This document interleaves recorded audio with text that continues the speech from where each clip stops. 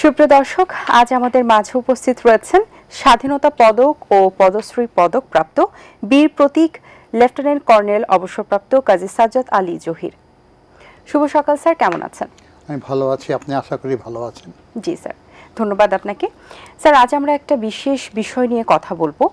আপনি পূর্বে জাপানিদের যে দ্বিতীয় মহাযুদ্ধের সৈনিকদের দেহাবশেষ ময়নামতি থেকে উত্তোলন করে জাপানে প্রেরণ করেছিলেন এবং নভেম্বরেও 18টি দেহাবশেষ পাঠিয়েছেন। এই বিষয়ে আপনার যে অভিজ্ঞতা, জার্নিটা ছিল, সেটা সম্পর্কে একটু জানতে চাই।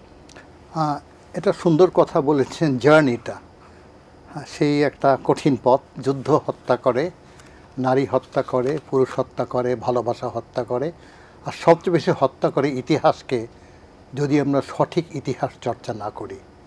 ইতিহাস চর্চা কি বলে? তোমাদের দেশের জন্য যুদ্ধ করবে, তাকে সম্মান দাও, তাকে সমাজস্থ করো, তাকে নতুন প্রজন্মের উপস্থাপন করো। কিন্তু জাপানিরা এই কাজটা করতে পারে নাই। দ্বিতীয় মহাযুদ্ধের ভীষণ বিপদে পড়েছিল তারা। দেশটা ধ্বংস হয়ে গেছিল, পরাজিত হয়েছিল। তাই তাদের সৈনিকদের দেহাবশেষ বিশ্বের বিভিন্ন অঞ্চলে ছড়িয়ে ছড়িয়ে আছে। আমি কাজটা আরম্ভ করেছিলাম বহু আগের থেকে। মুক্তিযোদ্ধাদের সমাধি গ্রামের মধ্যে, নদীর পাড়ে, জঙ্গলের মধ্যে, নোম্যান্স ল্যান্ডে, ভারতের জঙ্গলে কোথায় কোথায় আছে, এগুলি আমি তুলে আনার চেষ্টা করলাম। এই চেষ্টার এক প্রান্তে বীরশ্রেষ্ঠ হামিদুরের দেহাবশেষ আমি ভারত থেকে নিয়ে আসলাম। প্রায় 18 ঘন্টা লেগেছিল সেটা বের করতে আমার। এরপরে জাপান সরকার এই তথ্য পেয়ে আমার সঙ্গে যোগাযোগ করলো। আমি বললাম যে আমাদের সরকার অনুমতি দিলে আমি এই কাজটা করে দেব নিশ্চয়ই। পররাষ্ট্র মন্ত্রণালয় আমাকে ডাকলো, ডেকে বললো আপনি কাজটা করে দিবেন, তো আমি নিশ্চয়ই করব। জাপান আমাদের বন্ধু প্রতিম দেশ। 71-এ মহান মুক্তিযুদ্ধে অসামান্য অবদান রেখেছে তারা। আমাদের মুক্তিযোদ্ধাদের ওষুধ দিয়েছে, চিকিৎসা দিয়েছে, খাবার দিয়েছে, অনেক সাহায্য করেছে। এই কাজটা আমাদের করা দরকার। এই কাজে অনুপ্রাণিত হয়ে আমি ময়নামতিতে কাজ করেছিলাম। সেখানে 24টা দেহাবশেষ ছিল, 23টা বের করতে পেরেছিলাম। একটা পারিনে, কেমিক্যাল ড্রাম ছিল পাশে, সেটার থেকে মনে হয় কেমিক্যালটা ডিজলভ হয়ে দেহাবশেষটা শেষ হয়ে গেছে, মাটিতে মিলে গেছিলো। এটা সফলতার পরে জাপানে একটু আলোড়ন সৃষ্টি হলো।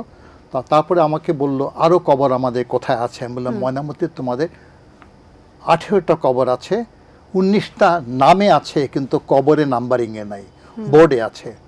তখন তারা এই কাজটা করার জন্য আমাকে অনুরোধ করলো।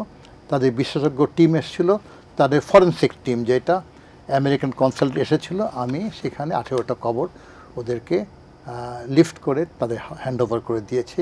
তারা সুরক্ষিতভাবে জাপানে নিয়ে গেছে। আচ্ছা, আপনি এই ধরনের কাজ করতে কেন আগ্রহী হলেন? আসলে যুদ্ধ হত্যা করে, নারী হত্যা করে, পুরুষ হত্যা করে, ভালোবাসা হত্যা করে, আর সবচেয়ে বেশি হত্যা করে ইতিহাসকে। যদি আমরা ইতিহাস চর্চা না করি, ইতিহাস চর্চার একটা অংশ হচ্ছে নিজের সৈনিককে দেহাবশেষ খুঁজে বের করা, তাহলে অনেক ইতিহাস চলে আসে।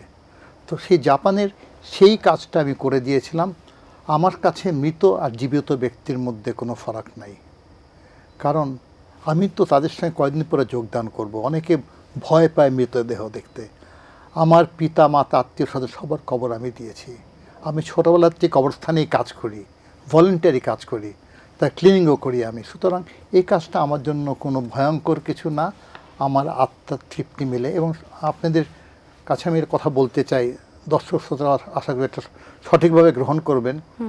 আমি এই কাজের জন্য জাপানিদের কাছ থেকে কোনো রকম সাহায্য, সহযোগিতা, পারিশ্রমিক, টাকা পয়সা কিছু নেইনি। কারণ আমাদের ধর্মে আছে মৃত ব্যক্তিকে দাফনের কাজে আমাদের কোনো বেনিফিট না, উচিত না। দরিদ্র গ্রেভ ডিগার নিতে পারে, আমি নিতে পারি না। সুতরাং তাদের সঙ্গে আমার কোনো লেনাদেনা নাই, আমি শুধু আল্লাহর ওয়াস্তে কাজটা করে দিয়েছি। আচ্ছা স্যার, আসলে জাপান তো অনেক দূরে, তো জাপানিদের আসলে মরদেহ বাংলাদেশে কিভাবে এলো? তো এই তদন্ত করতে গিয়ে সুন্দর প্রশ্ন, আমি বুঝে ফেলেছি। আসলে দ্বিতীয় মহাযুদ্ধের সময় জাপান অ্যাডভান্স করছিল ব্রিটিশদের বিরুদ্ধে, তারা বার্মা পর্যন্ত চলে এসেছিল। তো সেই বার্মাতেই অনেক যুদ্ধ হয়েছিল। এখন যুদ্ধক্ষেত্রের থেকে ব্রিটিশরা তাদের উন্ডেডদেরকে পিছনে আনতো, পিছনে হাসপাতাল ছিল কুমিল্লাতে 2টা, হাসপাতাল নাম্বার 30 আর 14, আর চট্টগ্রামে একটা বড় মিলিটারি হসপিটাল। সেসব হাসপাতালে আনা হতো, এখানে চিকিৎসা করত। ভালো হয়ে গেলে তারা আবার ফেরত যেত যুদ্ধে। যারা মারা যেত, শহীদ হতো, তাদের লাশ রেখে দেওয়া হতো। তো কুমিল্লাতে এবং চট্টগ্রামে লাশ রেখে ফেলা হলো। এগুলি 2টো কবরস্থান করে, একটা বাদশাহ মিয়া রোডে আর একটা ময়নামতি ক্যান্টনমেন্টে। এখানে ওদেরকে দাফন করে দেওয়া হলো। এখন আমি বলছি তাদেরকে, দাফন করেছো এটা লিখে রাখো, কিন্তু এই মৃতদেহর অধিকার তার পরিবারের, তাই পরিবারকে দিয়ে দাও। এর জন্যই এটা ওদেরকে নিয়ে যাওয়া হচ্ছে। এবং জাপান সরকার খুবই আন্তরিক, কি সম্মানের সঙ্গে তারা ধরছে এক একটা কফিন, আমি আশ্চর্য হয়ে যাই আর কি। এবং ওরা তো কবর খুঁড়তে পারে না, কারণ ওরা কবর জানে না, ওরা পুড়িয়ে ফেলে। আমি কবরে 7 ফিট 8 ফিট নিচে আছি, ওরা উপর থেকে চোখের পানি ফেলছে, কেঁদে কেঁদে ভেসে দিচ্ছে আমাদের সৈনিকরা এভাবে মরে পড়ে আছে। এই যে ভালোবাসাটা, এটা তো অনেক হৃদয় বিদারক অবস্থা একটা। জি অবশ্যই। স্যার, এই কাজের মাধ্যমে দুই দেশের মধ্যে সম্পর্কটা তো আরো বেশি ভালো হয়েছে, আরো বেশি দৃঢ় হয়েছে। তো দুই দেশের সম্পর্ক ভালো করতে এই ধরনের কাজ কতটা আসলে দরকার? এটা একেবারে যুব উপযোগী কথা, সুন্দর প্রশ্ন আপনার। এটা তো প্রত্যেক দেশ আরেক দেশের সঙ্গে সম্পর্কের স্বার্থের জন্য, কিন্তু এইটা আমাদের স্বার্থ হচ্ছে মৃত ব্যক্তিকে সম্মানের মাধ্যমে। আজকে আমরা যারা এই কবরগুলি পাঠিয়ে দিলাম, তাদের বহু পরিবার আত্মীয় স্বজন, গ্রামবাসী, শহরবাসী আছে, তারা জানবে যে বাংলাদেশের মানুষরা এই কষ্ট করে তাদের পাঠিয়েছে। তারা হয়তো বাংলাদেশ চিনে না, ম্যাপেও দেখে নেই, কিন্তু কৃতজ্ঞতা থাকবে তো যে বাংলাদেশ আমাদের সাহায্য করে। হয়তো জাপানিরা মনে করত আগে বাংলাদেশে ফ্লাড হলে আমরা টাকা পাঠাই, দুধ পাঠাই, খাবার পাঠাই, যুদ্ধের সময় পাঠাই, বিপদে পাঠাই। আমরা যে কিছু করতে পারি মানুষ হিসাবে, সেটাই আমরা প্রমাণ করতে চাই তাদের কাছে। আর সম্পর্ক তখনই ভালো হয় যখন 2টো হাত একসঙ্গে একত্রে মিলে। স্যার, আপনি যে সেক্টরে কাজ করছেন, এই সেক্টরে আসলে কাজের মানুষ কম দেখা যায়, মানে এরকমভাবে আন্তরিকতার সাথে ভালোবেসে এবং মনে ধারণ করে এই কাজটা আসলে করতে হয়। শুধুমাত্র প্রফেশনালি বা শুধু অনুসন্ধানের জন্য কিন্তু কাজটি নয়। সেক্ষেত্রে আসলে নতুন প্রজন্ম যারা আছে, তারা কতটুকু এই কাজ সম্পর্কে অবগত, বা এই কাজটা জানাটা দরকার কতটুকু, বা ইন ফিউচারের জন্য আমাদের যে এই প্রজন্ম রয়েছে তাদের জন্য কতটা উপকারিতা বা উপকারে আসতে পারে? আসলে আমাদের নতুন প্রজন্ম আমাদের থেকে অনেক আধুনিক, অনেক ডিজিটাল, কিন্তু ইতিহাস চর্চাটা একটু কম আছে। আপনি কিছু মনে করেন না, আপনি আমার নতুন প্রজন্ম, কিন্তু একটু কম আছে। আসলে আমরা 2 কদম এগিয়ে গেলে আমাদের 1 কদম পিছিয়ে দেখা উচিত, আমরা কদ্দূর আগালাম। আসল কথা হচ্ছে নৈতিকতা, মানবপ্রেম, মানুষের প্রতি ভালোবাসা, সহমর্মিতা, এগুলি আমাদের মনে আরও জাগ্রত করতে হবে।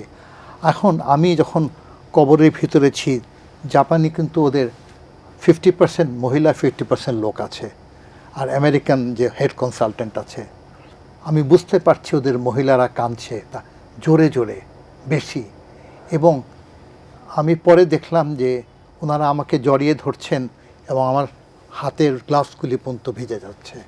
এই যে একটা ভালোবাসা, কার সন্তান, সে তার কোনো আত্মীয় না, কিন্তু মানুষের প্রতি মানুষের ভালোবাসা, সেই ভালোবাসাটা আমরা জাগ্রত করতে হবে চেতনা বিবেককে সামনে রেখে।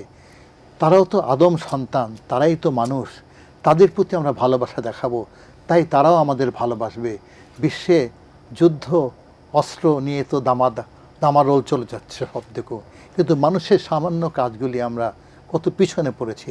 আপনি বলেছেন যে আমাদের লোক তো এই ব্যাপারে জানে না, কারণ আমরা তো শুধু মানুষ হত্যার জন্য সৈন্যবাহিনী বানাচ্ছি, যুদ্ধ অস্ত্র বানাচ্ছি, নিউক্লিয়ার বম বানাচ্ছি, আরেকদিকে মানুষের ক্ষতি করার জন্য আমরা উঠে পড়ে লেগেছি, কিন্তু মানুষকে ভালোবাসার লোক কম আছে। তাই আমি অনেকগুলো একাডেমিতে পড়াই, স্কুল, কলেজ, ইউনিভার্সিটিতে পড়াই, সমাজ ছাত্রদেরকে বলি, আর সত্য কথা হচ্ছে মানবপ্রেম। আল্লাহ পাক সৃষ্টিকর্তা, উনি সব মানুষকে পাঠিয়ে দিয়েছেন, আর আমাদেরকে বলে দিয়ে গেছেন তোমরা এদেরকে ভালোবাসো। আমরা সবাই আল্লাহর নির্দেশে এসেছি এখানে। তাহলে যদি মানুষকে মানুষ না ভালোবাসে, তাহলে আমাদের জাতি, দেশ, সমাজ, বিশ্ব কেমন করে আগাবে? যে জাপানিদের কবর বাংলাদেশে রয়েছে, অন্যান্য কোনো কান্ট্রিরও কি কোনো সন্ধান পেয়েছেন কিনা? হ্যাঁ, এখানে অনেকগুলো প্রায় 24টা দেশের মতো আছে, কিন্তু সেখানে উল্লেখযোগ্য এখানে কোন কোন উল্লেখযোগ্য দেশ রয়েছে? শত্রুপক্ষের শুধু জাপান আছে। এই রিজিয়নের শত্রুপক্ষ জাপান ছিল, আচ্ছা। ইউরোপে ছিল জার্মানি। এইখানে বাকি কবরগুলো, এখানে একটু আপনি কথাটা বলে নিই, ময়নামতিতে দেখলাম আমি জাপানি কবরগুলো একেবারে লাস্টের দিকে, কোণার দিকে দূরে দেখে রাখা হয়েছে। ওইখানে কেউ আসতো না, জানতো না কেউ। আর সামনের সারিতে সুন্দরভাবে ফুলে ফলে ভরা জায়গার মধ্যে ব্রিটিশ আছে, আমেরিকান আছে, জার্মান আছে, ইটালিয়ান আছে, তারপরে মুসলিমসে কবর আছে একটা এলাকার মধ্যে, যারা ছিল অ্যালাইড ফোর্সেস। আর বিপক্ষ যারা জাপানিদের সঙ্গে বা জার্মানদের সঙ্গে, তাদের কবরগুলো পিছনের দিকে আছে। তাই একটা তো সহমর্মিত অভাব ছিলই। তো আমি আশা করি অন্য সব দেশ যারা চায়, ওরা ওদের কবর নিয়ে যেতে পারা যায়। আপনি খুব সুন্দর কথা বলেছেন। অস্ট্রেলিয়ার যে অফিস আমার সঙ্গে দেখা করেছিলেন, তারা আমাকে বলেছিলেন যে অস্ট্রেলিয়ার তথ্যগুলো আমাদেরকে দেন। আমি কাগজে সমস্ত টাইপ করে দিয়ে দিয়েছিলাম। তো ওরা বলেছে, আপনি কি চান বা আপনি কি করলে আপনি খুশি হবেন? আমি বলি, খুশি তো আপনারা হবেন, কিন্তু যেই মার যেই সন্তান তার মার কবরের পাশে থাকবে, সে হাজার হাজার মাইল অস্ট্রেলিয়াতে তার মার কবর আর সন্তানের কবর এখানে, তাকে তারা ভুলে যাবে কিছুদিন পরে। তাই তারা হয়তো ওটা স্টাডি করছে। আমি আশা করি অন্য সব দেশের তারা আস্তে আস্তে এই কাজগুলো করবে। এটা আমি বলছি না যে ময়নামতি কবরস্থান বন্ধ করে দাও, কবরস্থান থাকবে, এটাই প্রথম কবর, এটা তো শেষ কবর আর কি। স্যার, অসংখ্য ধন্যবাদ আপনাকে, অনেক কিছু জানতে পারলাম। আশা করছি দর্শকদেরও ভালো লাগবে।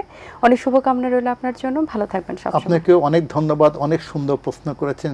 শুধু দর্শক শ্রোতা যদি এই অনুষ্ঠানটা তারা ভালোবেসে থাকেন, তাহলে আমরা কৃতজ্ঞ হব, আমরা আবার কাজ করতে পারবো তাদের মানসিক প্রশান্তির জন্য, আমার দেশের সম্মানের জন্য। দর্শক, আশা করছি আজকের আয়োজন ভালো লেগেছে। আজ এই পর্যন্তই, দেখা হবে আগামী পর্বে নতুন কারোর সঙ্গে। সেই পর্যন্ত ভালো থাকুন, সুস্থ থাকুন এবং এটিএন বাংলার সাথেই থাকুন। আল্লাহ হাফিজ।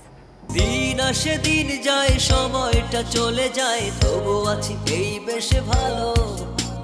জীবনটা রঙময়, যেভাবেই হওয়া চাই, নয় কবু সাদা কালো।